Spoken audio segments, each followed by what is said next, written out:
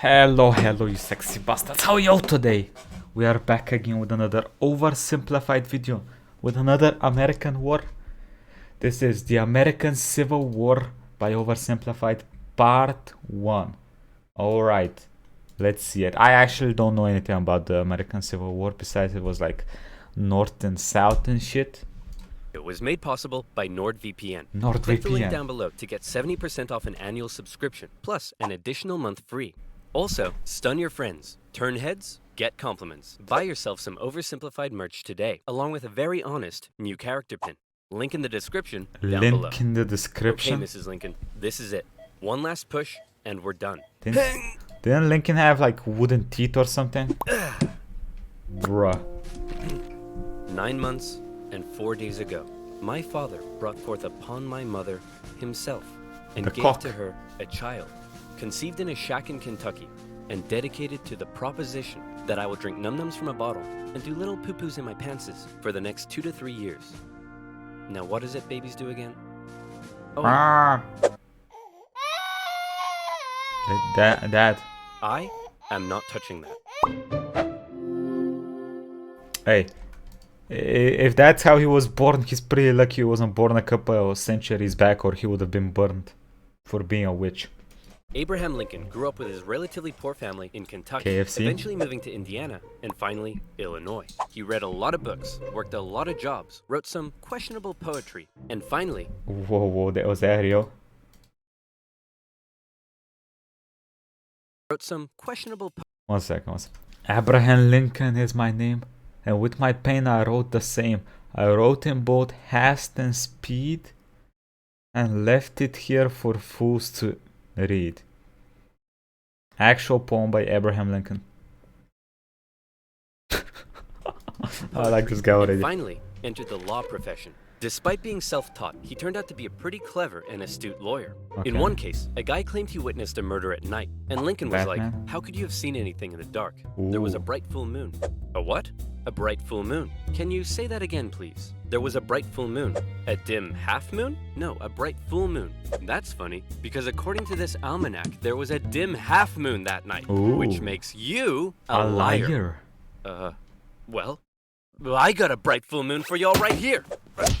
Now that's what I call a rebuttal. Beat his ass. Lincoln and his cheekbones weren't only interested in law, however. He also dabbled in the world of politics, serving as a legislator in both local and national assemblies. And what a time it was. Not even 100 years after the Founding Fathers wrote, "All men are created equal," politicians were already asking, yeah, but what does that mean exactly? It means all men. Yeah, but what does that mean exactly? And not just that. States' rights versus the federal government. What are the Federal executive government? powers of the president? Is cereal a soup? The Founding Fathers No. left some of these questions perhaps a little too open to interpretation. And the biggest question of them all was slavery, an ugly mark on what should have been a revolutionary new nation based on liberty and democracy. Thomas Jefferson had written a condemnation of slavery in the Declaration of Independence, but out of fear of losing Didn't he have like 50 slaves or some shit? Southern states' support, it was removed. Hey guys, do you think leaving this a little vague will create any unforeseen problems in the future? Cannonball! And those unforeseen problems were now beginning to rear their ugly heads. As the nation developed, the North and the South developed along two very different lines, and two very different cultural identities emerged. Northern cities began rapidly industrializing, while the southern climate allowed for large plantations of labor-intensive crops. As a result, one half of the country didn't rely on slaves, while the other half had become economically dependent on them. In 1793, Eli Whitney's cotton gin caused the slave trade in the South to explode. While in the North, a growing abolitionist movement was taking root. A general mistrust began to develop between the North and the South, as Northerners felt the South were hell-bent on expanding slavery, and fear spread throughout the South that the North wanted to take their slaves away. In 1819, there were 11 free states and 11 slave states. A perfect balance, a happy medium, a harmonious relationship. Hey guys, nice to meet you. I'm Missouri, and I would like to become the 23rd state. Hey buddy, welcome to the nation. We'll be happy to accept you as a free state. This is a slave. You're trying to get one over on us. Missouri's gonna be a slave state. Okay, listen, why don't we just ask Missouri what it wants to be, and we slave state. It? Well, then, That was- allow me to introduce to you the newest, freshest state on the scene, Maine. Hey, you can't do that, and you can't have any more slave states above this line. What? The issue of slavery is solved, and it will never come up again. A few years later, it came up again. You see, as America expanded westward, each new state or territory that was added threatened to upend the delicate balance between the slave and free states. If one faction managed to outnumber the other, it could gain an easy majority and force its own ideals on the opposing side, leaving a huge portion of the population feeling spiteful and oppressed.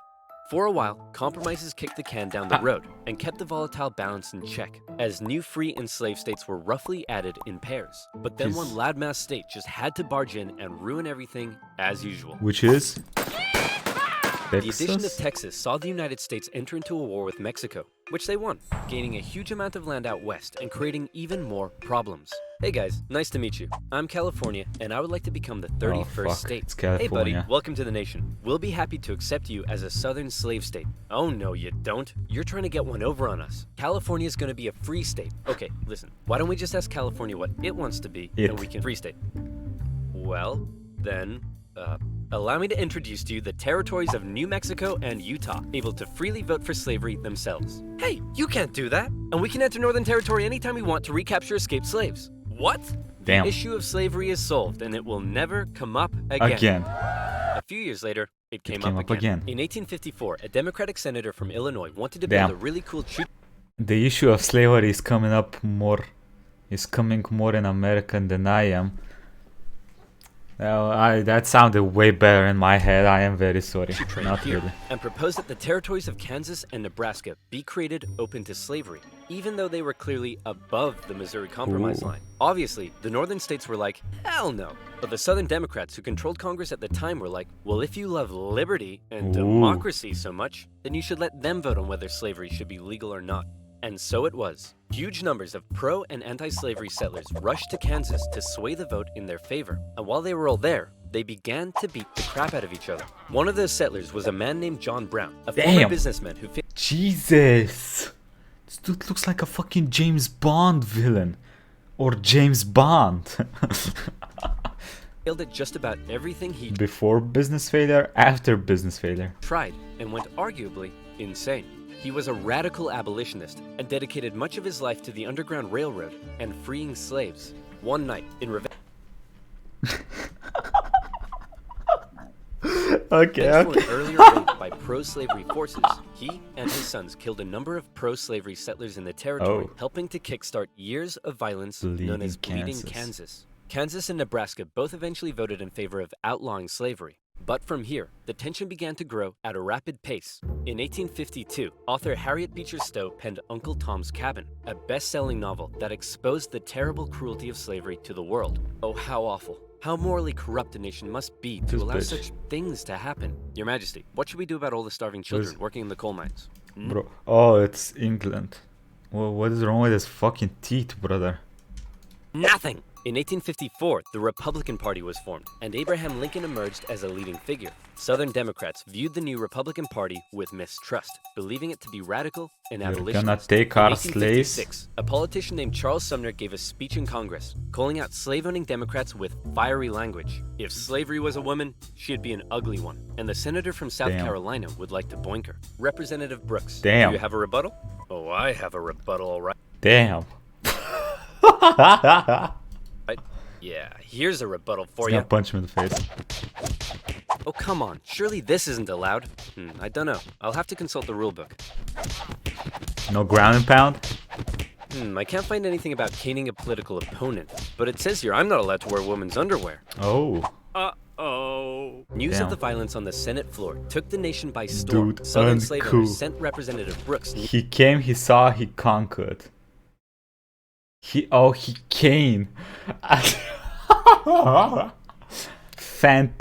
Fantastic. Who's out? We're mint condition.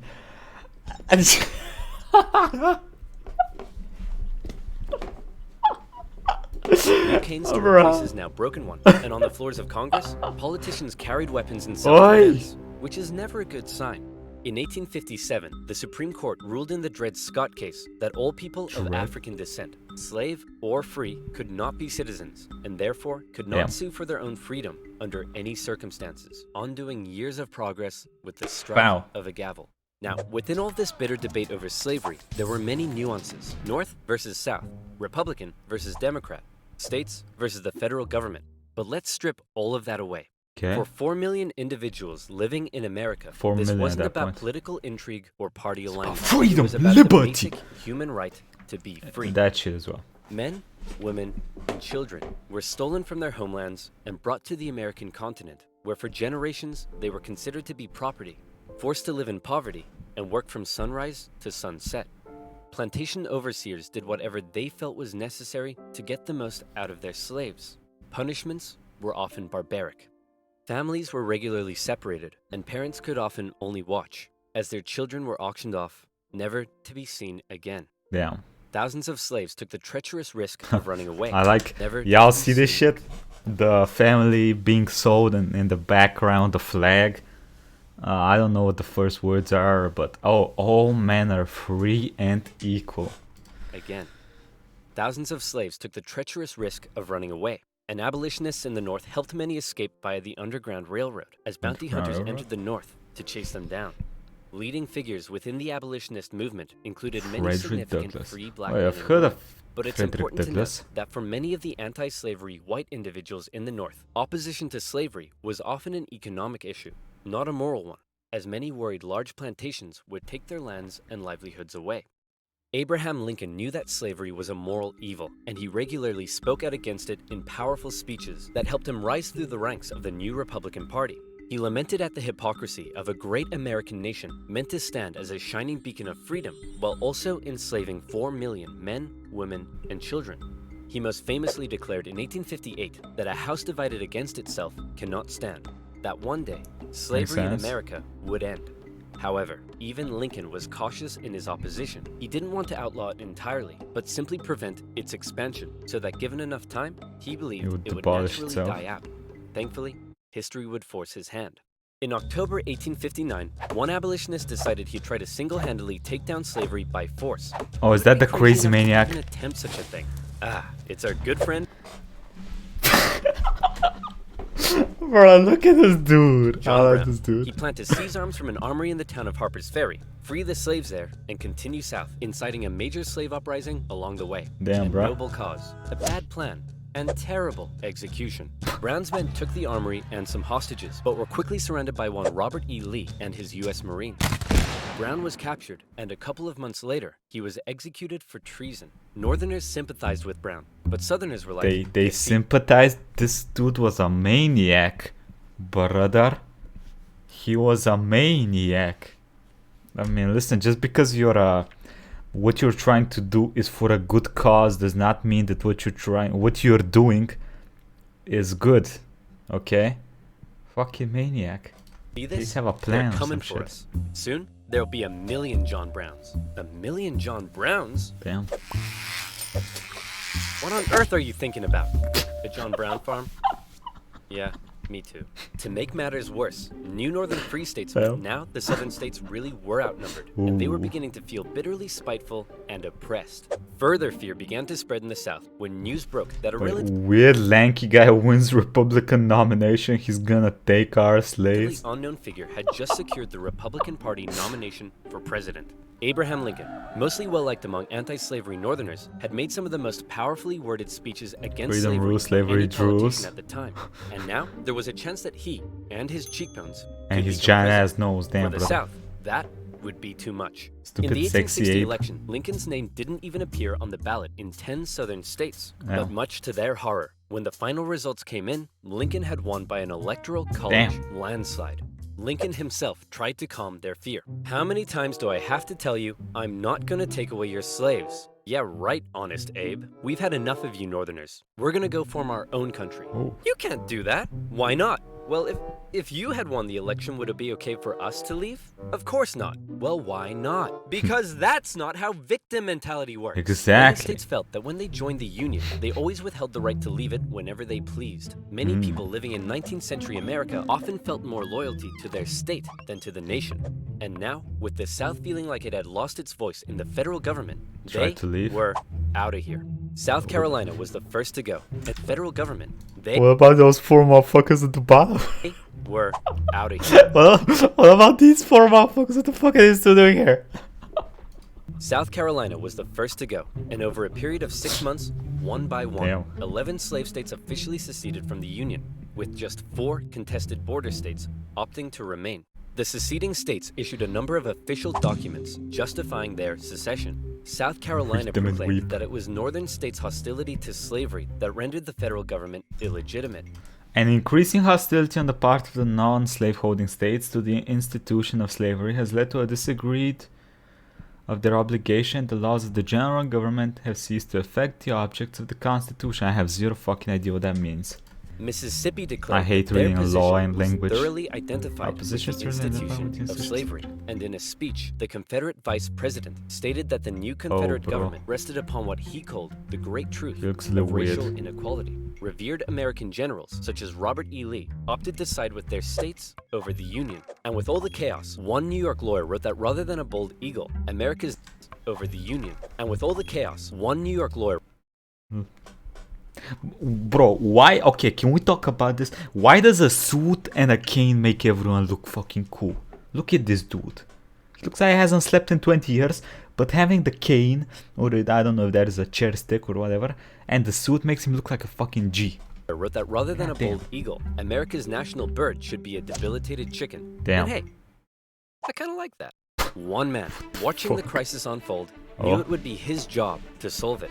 Lincoln was just James. about to hop on a train and become the president of the United James States Bond? of Oh. America. Hey man, you're hella ugly. Grow a beard or something to hide that face. Good idea. Grace! You little savage, you. Damn. Still ugly. With assassination plots already underway, Lincoln had to travel to Washington, D.C. under heavy disguise and protection.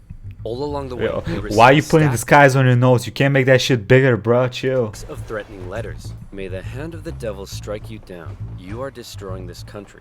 Damn you, every breath you take. Love from Grandma. At his inauguration speech, Lincoln once again reiterated that no, I do not want to take away anyone's slaves. But for Lincoln, he did want to preserve the Union. He declared secession to be nothing but an illegitimate rebellion. In your hands and not in mine, he said, is the momentous issue of civil war. You can have no conflict without being yourselves the aggressors. We are not enemies, but friends. It was clear Lincoln was ready and willing to get freaky and open up a can of Scatman John if he had to. Whether he had the support of the people, however, was in question. In the end, it was the Confederates that fired the first shot. As they seceded, the Confederate states began seizing federal U.S. property throughout the South. Off the coast of Charleston, South Carolina, was one such federal property, Fort Sumter, held by a measly, undersupplied U.S. force. The Confederate militia there demanded the fort surrender, a request which was quickly denied. Go to and heck. any remaining hope for a peaceful solution to God. the secession crisis probably then died when the Confederates Pew, did pew. this. The Battle of Fort Sumter is considered to be the beginning of the American Civil War. Many of the Confederates there also considered it to be the end of the American Civil War. They hoped Old Abe would just sigh and say, okay, you win. Unfortunately for them, Lincoln actually said, you're about to get a roundhouse to the face. Lincoln sent out the call for 75,000 volunteers, and men signed up in Are those the flames of Gondor? This was from Lord of the Rings, right? The Gondor flames or some shit? I don't tears, remember. and Rohan men flames? signed up in droves, Damn. hopeful for some adventure and good old-fashioned F-U-N. In the new Confederate capital at Richmond, Virginia, Fun. Confederate President Jefferson Davis and his cheekbones had also This sent dude out looks the like call for Abraham a little bit. 100,000 men. As ever, both sides hoped for a quick end to the war. Is it over yet? No, Jimmy, it's been 1 week. Is it over now? No.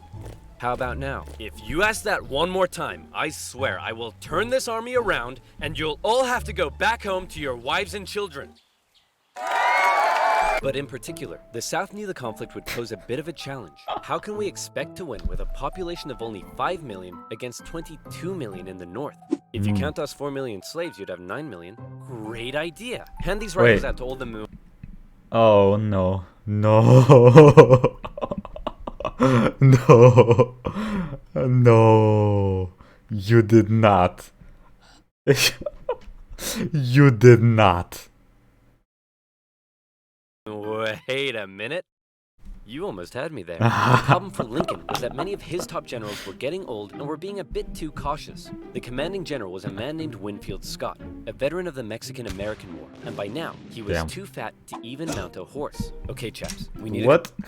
He's fatter than Henry VIII? Henry VIII was fat as fuck, right? But he was still able to mount his horse with help from gods and shit.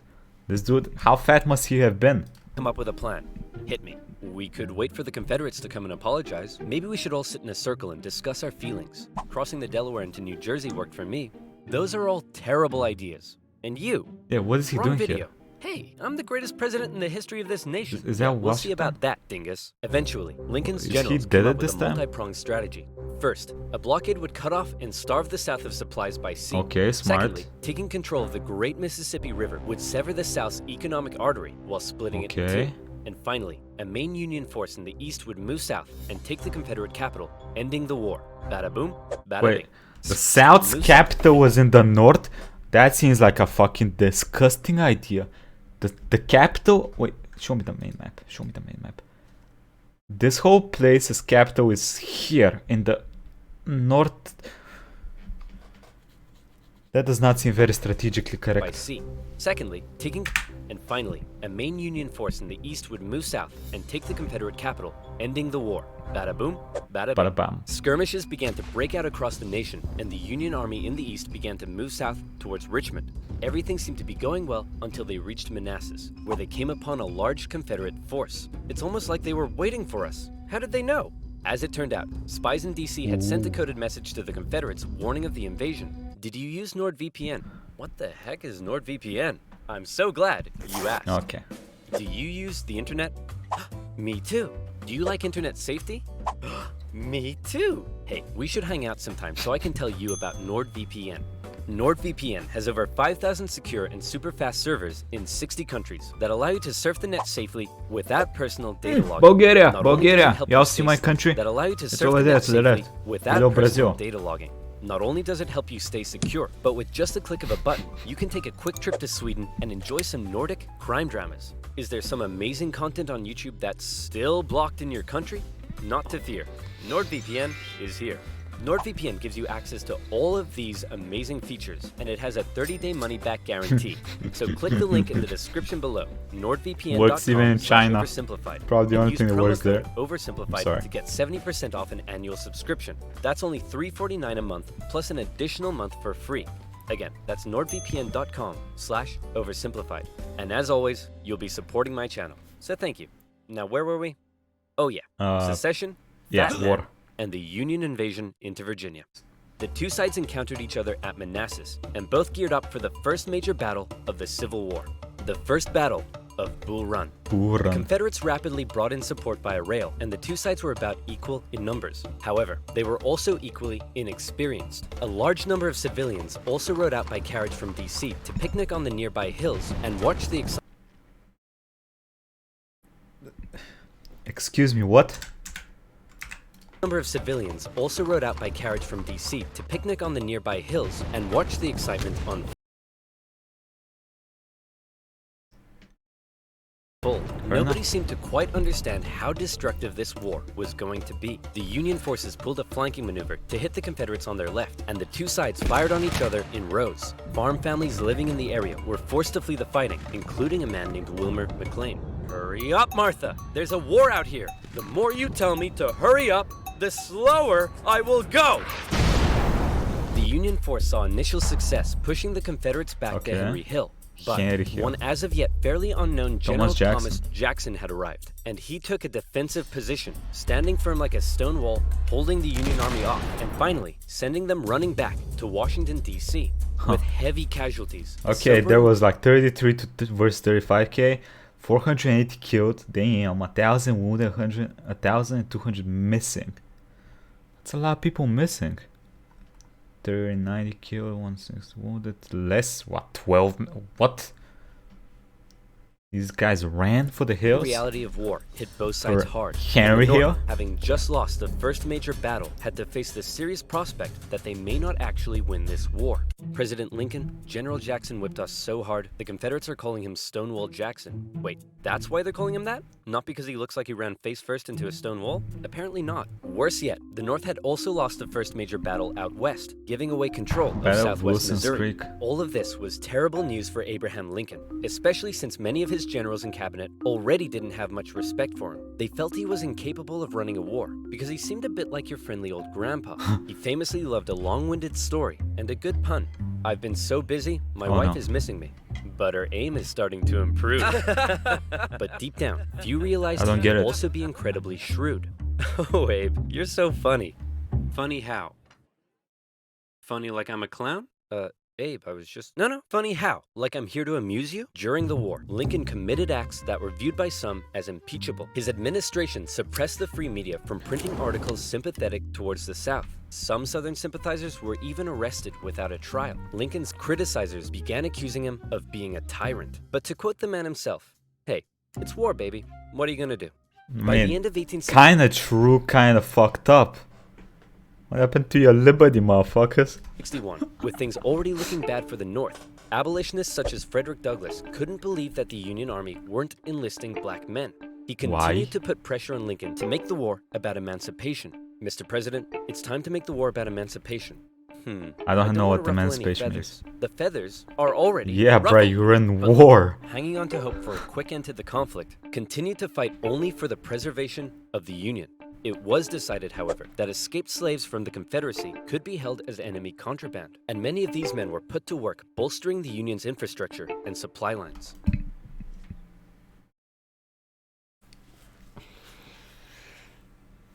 Bro, they're using them.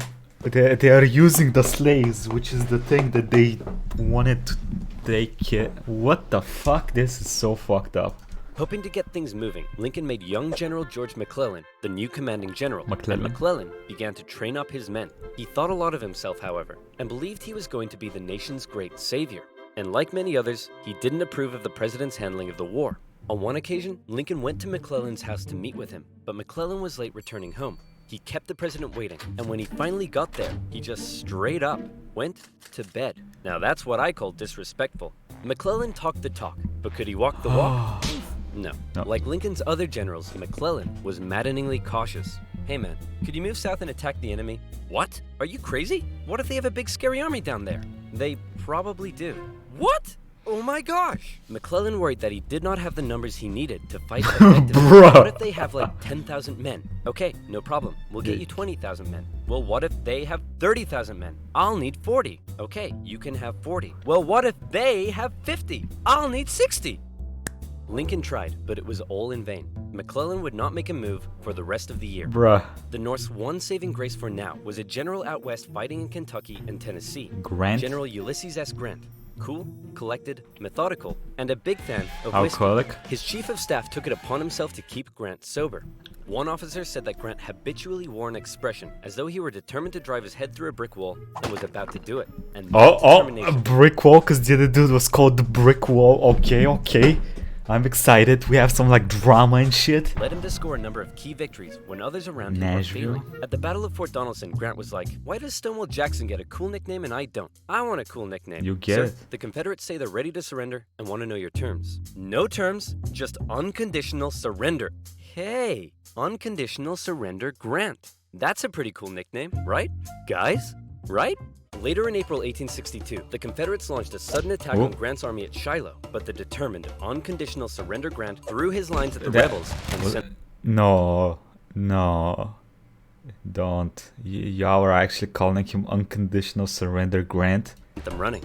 The battle resulted in the heaviest casualties in U.S. history.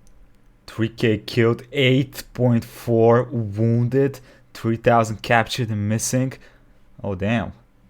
South seems to be doing a pretty good job considering how they're outmanned.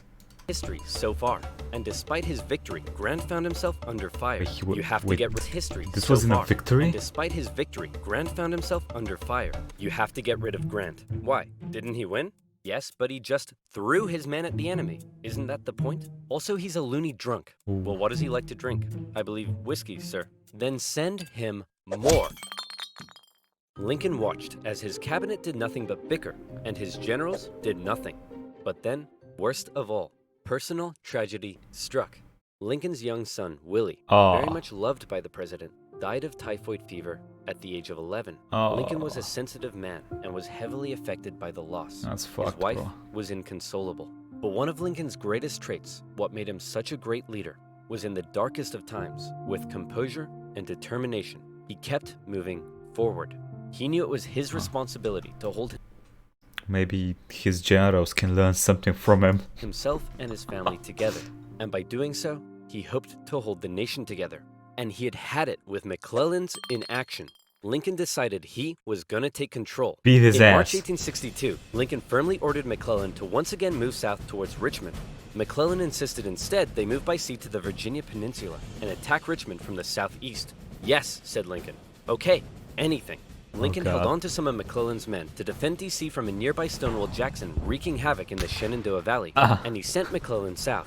McClellan landed on the peninsula, and he began to move inland. He came up against a small Confederate army that had dug in at Yorktown. McClellan vastly outnumbered the force, but it said that Confederate 12 to 50 to 70k, bro. General Magruder deceived McClellan by cleverly maneuvering his smaller force and making McClellan believe he faced a huge army. No, you have way more men than them. Move forward. No. McClellan settled in for a month-long siege, giving time for Johnston to move south from Manassas and Magruder time to retreat. When he finally entered the city and found it deserted, he declared it a victory, calling his success brilliant. Then, after meeting some resistance at Williamsburg, McClellan moved to within just 20 he actually miles won of a Richmond. battle? His army's able to hear the church bells ringing in the enemy capital. You still outnumber them. Go give him hell. No. McClellan once again held back, moving slowly and defensively, and with his army split in two, the Confederates saw an opportunity to strike back. McClellan's advance was halted, and now the Confederates pulled an ace out of their sleeve. General Lee, you're up. Do you think we should evacuate Richmond? No, Mr. President, no need. General Wait, Robert E. whoa. Lee. There is two. Wait, what? Did I miss this part? I thought this guy was gonna be. Okay, so there is a South President and North President. Lincoln and Richmond. Okay. How did I miss this earlier? I'm a fucking idiot. I'm sorry. No need. General Robert E. Lee, one of the most brilliant military commanders of the time, was now in charge. One of his biggest strengths was his ability to read the mind of his enemy, and he knew McClellan was cautious and weak. After moving Stonewall Jackson south to join him, and even though he had a smaller army, Lee hit McClellan in a series of fast-paced, close combat battles 7 that days had battles. McClellan spooked. McClellan retreated the Union Army back again chasing and him. again and again, escaping the peninsula Damn. and returning to That's a lot D.C. of pounding. Lee had defeated McClellan, and the campaign had failed. Well, that was a major success. A success? Tell me exactly what was successful about that. Well, we successfully retreated. You lost. I didn't lose. I just merely didn't win. failed to win. Things just kept looking worse for the North. At least their navy had seen some success, capturing a number of key port cities, notably when they steamrolled past Confederate forts to take New Orleans. And speaking of the navy, both sides had begun using ironclads. So that's pretty cool. But in the east, they still weren't having any luck. After McClellan's disastrous campaign, Lincoln briefly sent out one General John Pope to attack Northern Virginia. Hey man, just checking in. How's it going? Well, the Confederates kicked my butt at Cedar Mountain. Then they raided my camp and ran off with my money and clothes. Also, I appear to have been wedgied. Lee defeated Pope at yet another battle at Bull Run, in which nearby farm families once again got caught up in the fighting. Hurry up, Martha! There's another war out here! God damn it, Martha! I'm waiting for my hair to dry! Wilmer McLean, sick of war, Martha. moved his family south, where he knew the war would definitely, absolutely, never touch him again. But Lincoln had yet another problem to contend with. European powers, in particular the UK, were looking increasingly like they may intervene diplomatically on the side of the Confederates. They were missing their precious supply of southern cotton because of the Union blockade, and they wanted to see a swift conclusion to the war. The tension between America and Great Britain had been increasing, especially after Confederate diplomats were discovered on a British ship. Now, after McClellan's failure to take Richmond, the UK declared it impossible for the North to win. Lincoln needed List of impossible things. Lick your elbow, eat your own face, upload a video every month. Wait, can you lick your... Ooh, that shit actually impossible. Okay. Fair enough, England, you win. The UK declared it impossible for the North to win. Lincoln needed something to prevent Europe from getting involved, and after more petitioning from abolitionists, he decided maybe the time was finally right to make the war about ending the institution. Maybe we can use 5 of the 5 million people they have enslaved over there as like a priority. You know, maybe black people can actually fight for their freedom and shit. Sounds like a very good idea. He hated slavery. If the North had a noble cause to fight for, Europe would be less likely to intervene. But Lincoln and his cabinet knew before they could declare something as radical as emancipation, they needed a victory, especially now that the Confederates were about to go on the attack. Aware that he had a limited number of men and supplies, Lee now hoped that if he could just threaten Washington, D.C. militarily, he would gain Europe's recognition and crush Northern morale in time for the midterm elections, forcing the North to negotiate. With confidence at an all-time high, for the first time, Robert E. Lee invaded the North. But on September 13th, the North finally had some luck. Oh boy, it's my lucky day! A cigar in a field. Hey, what's this wrapped around it? Oh my gosh! That's right, the North had discovered General Lee's battle plans wrapped around some cigars. And in them, they saw that Lee had split up his forces.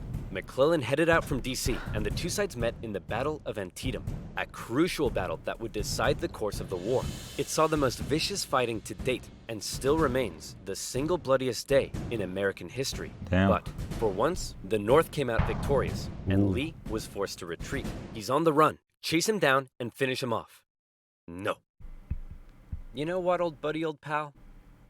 You're fired. The North had won their crucial victory. Lincoln breathed a huge sigh of relief, and with that win, he was prepared to take a huge step. On September 22nd, the Emancipation Proclamation was issued. In January, all slaves held in the Confederate States would be, as far as the U.S. government was concerned, officially free. Throughout the North, free black men and women rejoiced, knowing that if the North were to win, their brothers and sisters would no longer be held in bondage. The proclamation also had the intended effect on Europe, who were not willing to oppose a pledge to end slavery. An outraged Confederacy knew that Lincoln had given the war a new meaning. It was no longer just about the preservation of the Union. Now, it was about creating a new Union, washed clean of its original sin. A Union without slavery. Ooh, that was good. That was good. That was good. Okay. Okay. That was good. Ooh, okay. Tomorrow maybe we'll check out part 2. Let me know what y'all think. Damn, I did not know the South was winning for the beginning of the war. I guess they were doing pretty well. I'm quite curious to find out what happens with this dude. The surrender guy. Anyway, if y'all enjoyed the video, like, comment, subscribe. I'm curious to hear your comments on this. Quick thank you to the YouTube members and Patreons. Thank you all for the support. I will be streaming some Forest today, The Forest, horror survival type of shit. It's pretty fun, so join me for that if you guys want to, and I'll catch y'all next time.